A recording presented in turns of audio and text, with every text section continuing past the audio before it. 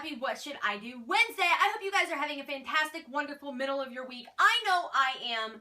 I think I finally caught up on my rest, thank God. But that does not mean for 1 second that my life has slowed down any. Oh, hell no. If you know me by now, my life is always running a million miles an hour, 7 days a week, 360, I'll say 62 days a year, because I usually get a break Christmas Eve, Christmas Day, usually.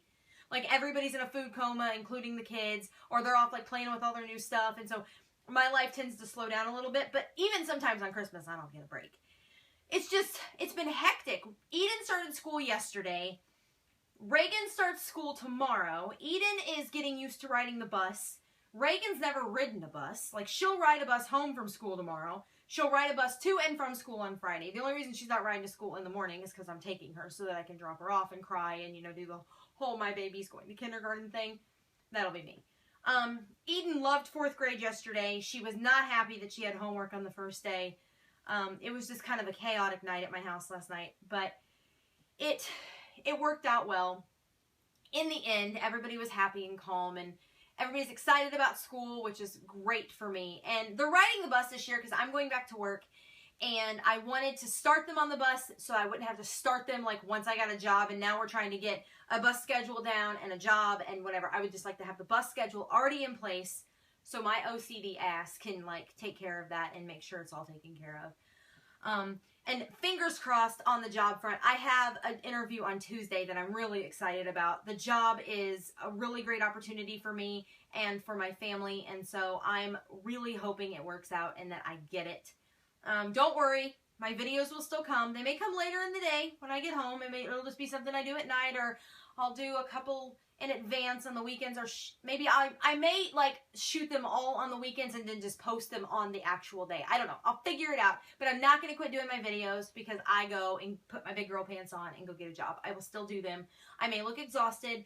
I may be dressed up sometimes. I may be coming straight from work and getting them done, but damn it, they will still be posted on the page on time, hell or high water, because that's just how I roll. Okay? Okay. But we are not here to talk about new jobs and bus schedules and 4th grade and kindergarten. We are here for What Should I Do Wednesday, where I answer your general paranormal related questions, or I discuss general paranormal related topics that come across the Facebook page, or that you guys ask me all up on the Facebook page. And today we have 2 topics that kind of go hand in hand, and we're going to talk about each of them individually and how they differ from each other and how they are similar. The first thing we are going to talk about is out-of-body experiences. I was watching a documentary last night, late into the night, and that I actually fell asleep to, and so I have to finish it. But what I seen all but like 20 minutes of it. And they were talking about out-of-body experiences and how many people experience them in a year, and the numbers are staggering. I think it's like 1 in 4 people will experience some sort of an out-of-body experience in their lifetime, which is absolutely mind-blowing to me. An out-of-body experience is actually when it's like your spiritual soul, you're in a dreamlike state, but you actually quit breathing, you are not alive. It's kind of like an apnea episode, but you are yourself, you're looking at yourself, your soul has come out of your body, and you're kind of wandering and meandering through different facts of life. In reality, it may be like 30 seconds, but in the spirit, it may feel like hours to you. Because your body can only survive so long without oxygen. So typically you'll get jarred awake by something, or your body will start to shut down and you'll realize it, you'll wake up, kind of like a sleep apnea episode. And you will kind of wake up and be kind of out of breath and things like that because your body wasn't breathing. You weren't breathing. And in those moments, you can travel, you can do all these things, you can go to these places, it's your spiritual being, so you are able to travel at, twice the speed you normally would and be able to experience things and see things and do things.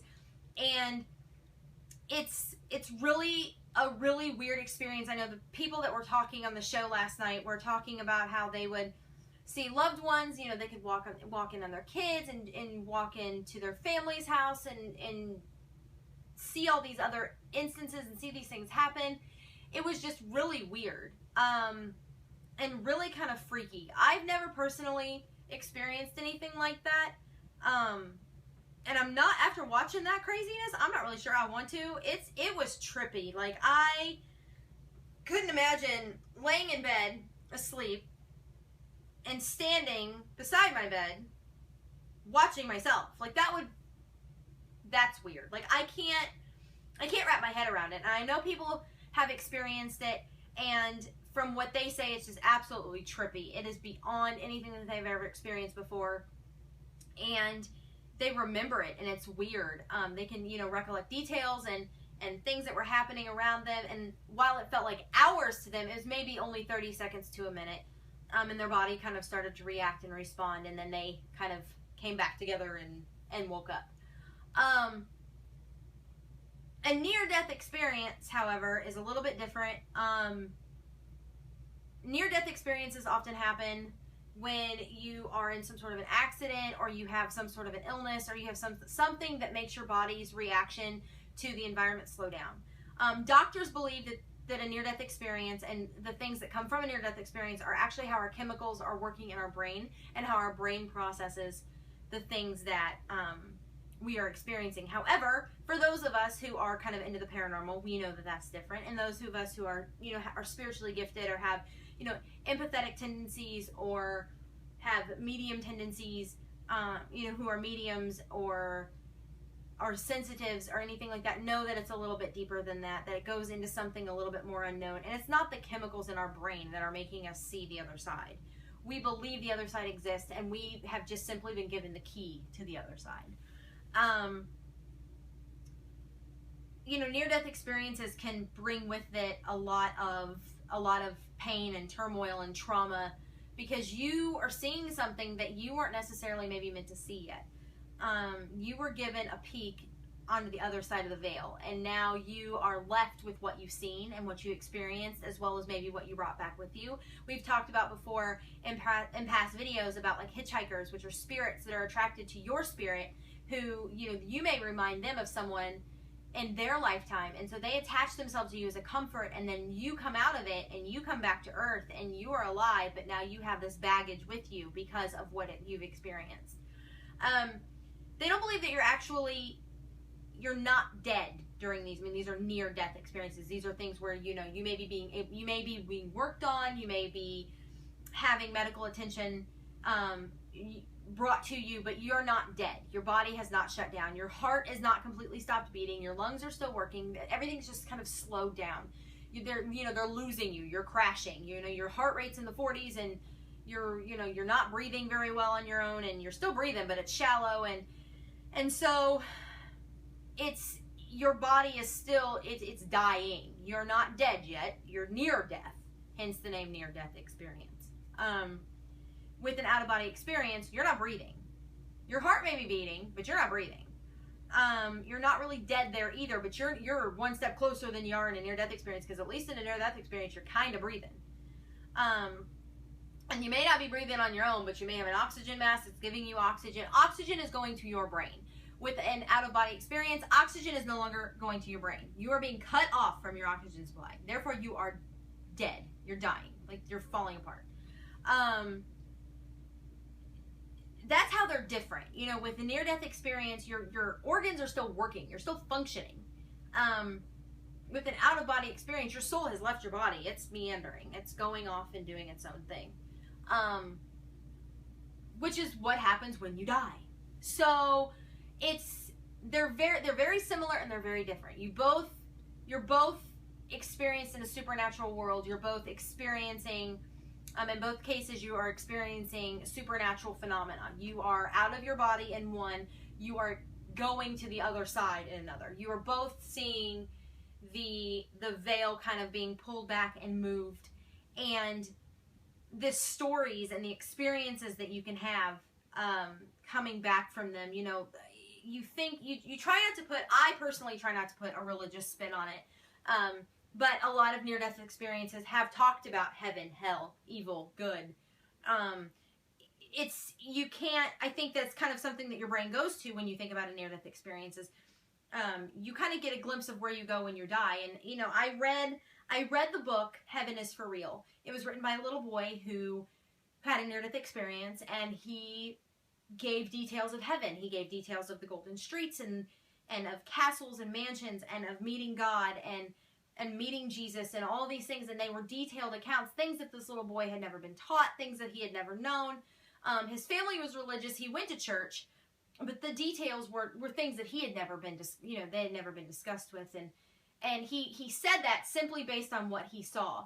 And there was other details that he would talk about. They had lost a baby girl prior to him being born, and he made the comment, he met he met his sister in heaven, and, he met his papa who had passed away. He'd never met him before. He had died years and years before he was born. This little boy was only like 5 or 6 years old. And he had no way of knowing these people, and yet he knew them, and he knew them well, and he was consistent, and he was insistent that he knew that these people existed.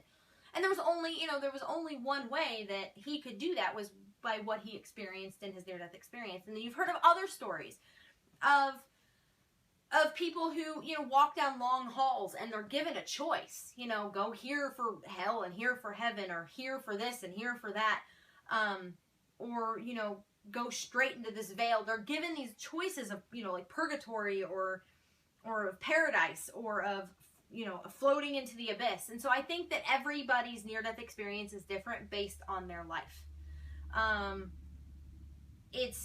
don't think that there is a set thing that's going to happen.